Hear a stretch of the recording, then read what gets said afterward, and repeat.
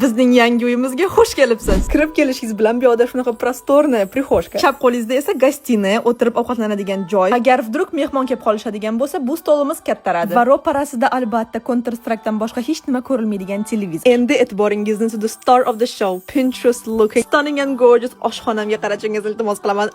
Ko'proq retsept videolar olmasam, food blogger bo'lib ketmasam uyat. Keyingi xona bu o'g'limning xonasi. U yoqni hozircha ko'rsatmay turaman, chunki hali tayyor emas. Pulimiz tugab qoldi.